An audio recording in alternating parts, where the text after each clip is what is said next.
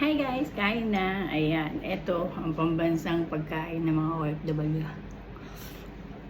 Itlog at Indomie.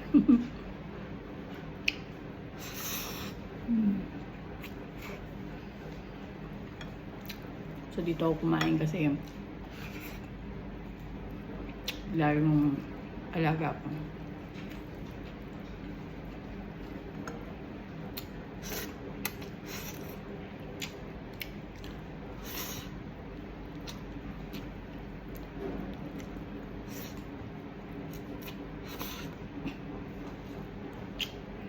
So itong itlog ko, in-scramble ko yan. Ay, not scramble.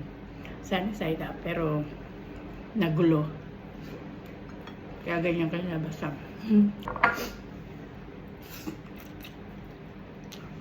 Ako ayoko kasi na-istorbo sa pagkain. Pagka tinawag ako ng amo, tapos kumakain, wala na.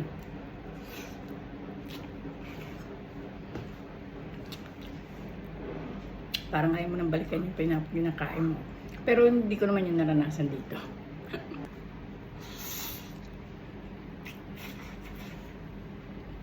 Yung tanghaling tapat. May kape.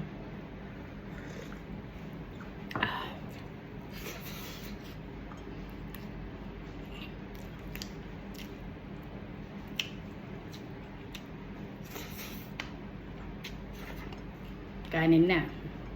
Noodles pa.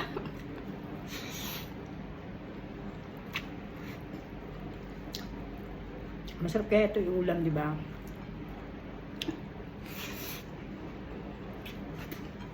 So kayo, sino bang nag-uulam sa inyo ng pancit canton?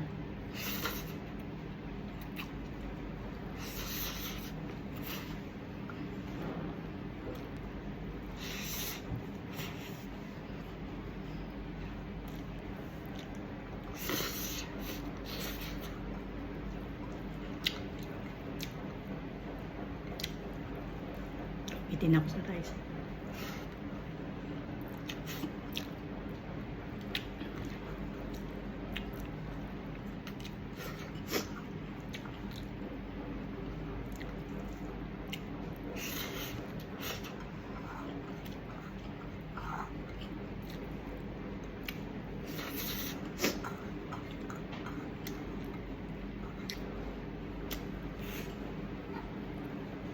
Kape tayo.